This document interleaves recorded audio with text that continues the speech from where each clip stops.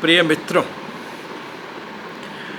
आज मैं बड़ा ही समसामयिक विषय जो आजकल है, कलकत्ता में जो एक लेडी डॉक्टर का रेप और मर्डर हुआ, उस पर आपसे थोड़ी सी चर्चा करना चाहूँगा। कल शाम को अचानक ही मैंने अपने मोबाइल पर उस बहस को सुना जो तुषार और कपिल सिब्बल के बीच में हो रही थी सुप्रीम कोर्ट में। मुझे भी ये सब काम करते हुए 52 से ज़्यादा साल हो गए हैं। मैं फॉरेंसिक एक्सपर्ट हूँ, फॉरेंसिक मेडिसिन एक्सपर्ट हूँ। लेकिन मुझे बड़ा अजीब लगा जब कपिल सिब्बल खास करके जो अपने जवाब देते जा रहे थे और इस चीज़ को जस्टिफाई करने की कोशिश कर रहे थे कि वो जो सूचना पुलिस को नहीं दी गई, उसको कुछ अपने ही ढंग से वो प्रेजेंट कर रहे थे। साउंड बहुत कम थी, इसलिए मेरे को ज़्यादा समझ तो नहीं आया, लेकिन इतना ज़रूर मुझे समझ में आया कि वो उसी चीज़ के बारे में चर्चा कर रहे हैं। इसके बारे में मैं कुछ आपको बताना चाहूँगा, क्योंकि इस चीज़ का कहीं भी चर्चा उस बहस में नहीं हो रहा था।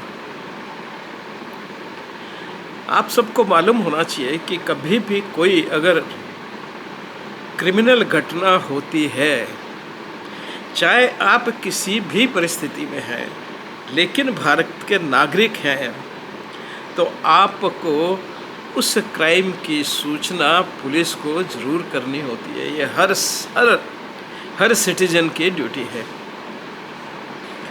और अगर ये ड्यूटी आप परफॉर्म नहीं करते हैं तो आपको सज़ा भी हो सकती है, उसमें सज़ा का प्रावधान है। मुझे बड़ा आश्चर्य था कि ये पुराने जो हमारा आईपीसी था, उसके अंदर सेक्शन 39 सीआरपीसी के अंदर आता था। अंडर सेक्शन 39 सीआरपीसी में लिस्ट दी गई है उन ऑफेंसेस के जिन ऑफेंसेस को देखने पर या उन आपकी नॉलेज में आने के बाद किसी भी सामान्य सिटीजन के उसको पुलिस को इन्फॉर्म करना आवश्यक होता है। उसमें नेचुरली अननेचुरल डेथ या मर्डर और सुसाइड वगैरह ये सब तो इंक्लूडेड है ही। उसमें एक ही चीज़ की कमी थी कि उसमें रेप का जिक्र नहीं हुआ करता था पहले, जिसको बाद में सुप्रीम कोर्ट के जजमेंट और अमेंडमेंट ऑफ लॉ करके भी डाल दिया गया। यानी कि जो भी ऐसा कोई सीरियस ऑफेंस है जो ह्यूमन लाइफ को या पब्लिक ट्रैंक्विलिटी को डिस्टर्ब करता है और वह आपके नॉलेज में आता है सड़क पे चलते हुए, जाते हुए या किसी से सुन कर के भी, तो यह आपका कर्तव्य बनता है, यह आपकी लीगल ड्यूटी है to inform the police and to lodge FIR. यहाँ इस चीज़ की कहीं चर्चा नहीं हो रही थी। मुझे बहुत ही आश्चर्य लगा कि इतने बड़े बड़े लॉयर्स वहाँ खड़े हैं और वो सब कर रहे हैं, और इस छोटी सी चीज़ की हो सकता है अब 39 सीआरपीसी की जगह अब जो हमारा नया रूल्स रेगुलेशंस आए हैं उसमें सेक्शन चेंज हो गया होगा कि, लेकिन मैं नहीं सोचता कि इस स्प्रिट को चेंज किया जा सकता है।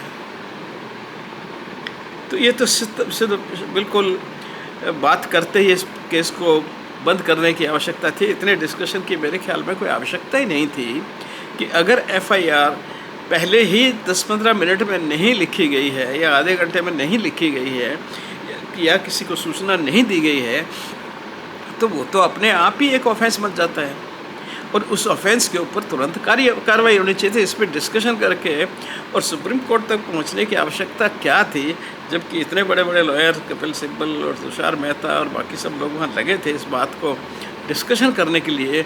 मेरे ख्याल में कोई डिस्कशन की आवश्यकता ही नहीं थी।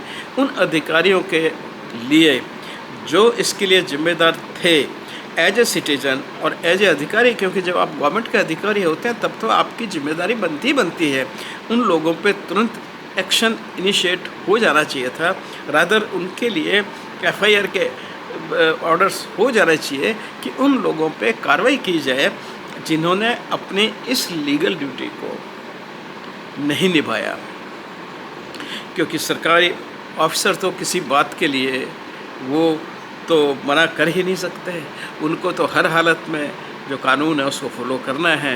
मैन इन द स्ट्रीट को शायद थोड़ा मिल सकता है कि वो कह दे साहब मेरा ध्यान नहीं था, मैं इस चीज़ में बिजी था, उसमें बिजी था, इसलिए मैं या इस चीज़ परिस्थिति को समझ नहीं पाया, तो उसके पास तो कोई एक्सक्यूज हो सकता है कि मैंने एक कानून का वायलेशन होते हुए देखा, एक अपराध को देखा, जो इस अपराध की मुझे सूचना तुरंत पुलिस को दे देनी चाहिए थी, एफआईआर लॉज करवा देनी चाहिए थी, लेकिन मैंने नहीं करवाई।